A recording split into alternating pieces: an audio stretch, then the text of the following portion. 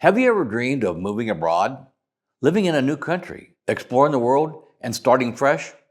Well, we did it, and it's been the adventure of a lifetime. But there's one thing we learned along the way. We want to share it with you. Uncle Sam doesn't care where you live. If you're a U.S. citizen, you're still required to file U.S. taxes no matter where you call home. Taxes might not sound exciting, but they're one of the most important things you need to figure out as an expat. And since we are not tax accountants, we've teamed up with Taxes for Expats and asked them to answer some of the most common questions Americans have about filing taxes while living abroad. We have an affiliate link listed in the description of this video. If you use it, you'll save a little money. And in case you don't know, when you use our links, it helps us to support the cost of this channel, which we truly appreciate. Before I hand this over to Leslie and Wolf, we'd like to ask you if you could please subscribe to our channel, hit the like button, and leave us a comment. This makes a big difference to our channel and helps to get our videos recommended to others that may never find our channel. Let me introduce you to Leslie and Wolf. They'll walk you through the top 18 questions Americans have about filing taxes while living abroad. You ready? I am.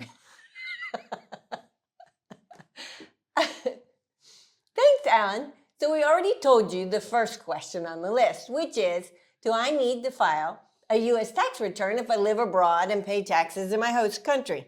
Absolutely. Yes, if you're a U.S. citizen, green card holder, or dual citizen with a U.S. passport, you are required to file a U.S. tax return every year if your income exceeds the filing threshold. Again, this applies to all U.S. citizens, whether you're a retiree living off your savings, a digital nomad earning remote income, or a business owner running your own company abroad. The good news, filing doesn't always mean you owe money.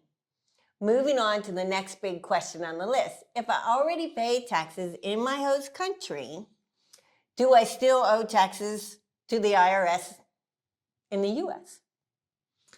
Thankfully, most expats don't have to pay twice. The U.S. has systems in place to prevent double taxation.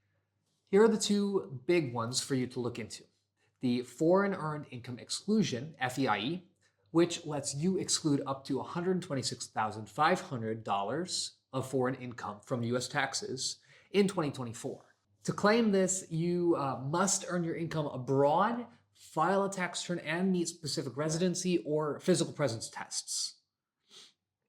And as for that physical presence test, it requires you to spend at least 330 full days in a foreign country during the 12-month period. There's also the bona fide residence test, which applies if you've established long-term residency in a foreign country and stayed there for an entire year.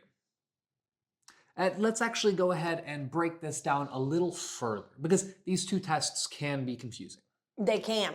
The physical presence test is all about time. If you physically are present in a foreign country for 330 full days out of any 12-month period, you qualify. It doesn't have to be a calendar year. It can be any rolling 12-month period. The bona fide residence test, on the other hand, is about intent. You need to prove that you've established a long-term residency in a foreign country and plan to stay there indefinitely. This might include things like having a residency visa, signing a long-term lease, or paying taxes in your host country. Now for the second credit, it's called the foreign tax credit, which gives you a dollar-for-dollar credit for taxes you've already paid to the foreign country, or a foreign country. For example, if you paid $10,000 in taxes to your host country, you could claim a $10,000 credit on your U.S. tax return to offset what you owe to the IRS. The foreign tax credit is especially helpful for expats who earn more than the foreign earned income exclusion limit, which we mentioned earlier, which is about $126,500 in 2024. But remember, you can't claim both the FEIE and the FTC on the same income. Correct. So if you exclude part of your income using the FEIE, you can't claim a credit on that portion of your income. Right. So if you're paying taxes in Portugal, France, Mexico, wherever, for example, you can use those credits to reduce what you owe the IRS in the U.S. But here's the thing. These credits and exclusions aren't automatic. You'll need to file specific forms, which is why we recommend Taxes for Expats. Right. They've been taking care of U.S. taxes for expats for over 20 years in 180 countries. Now, let's talk about deadlines. When do expats need to file their U.S. taxes in 2024?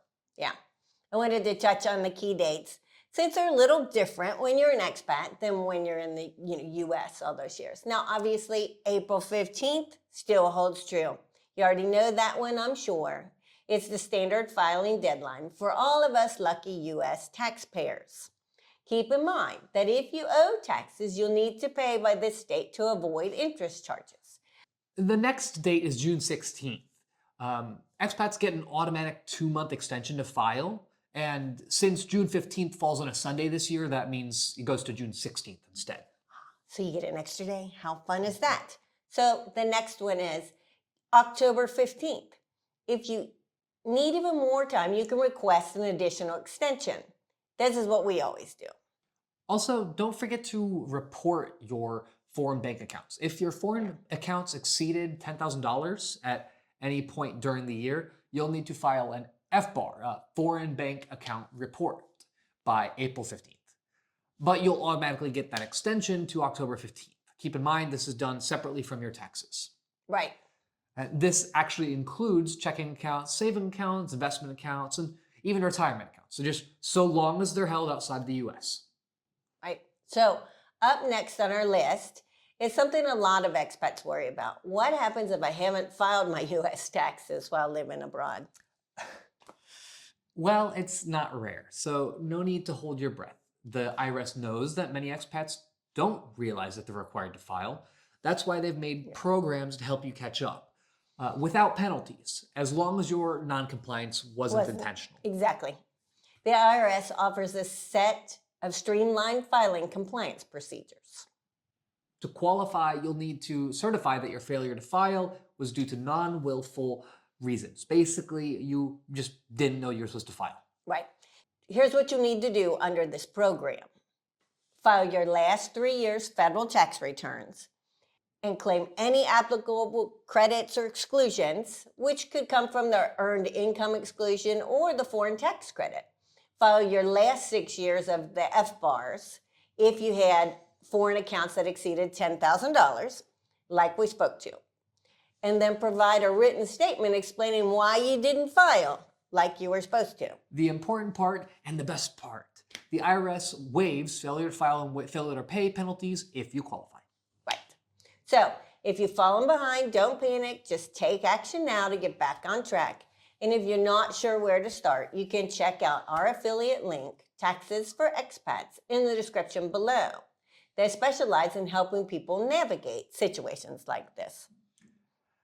The next question, what is FATCA for Americans abroad?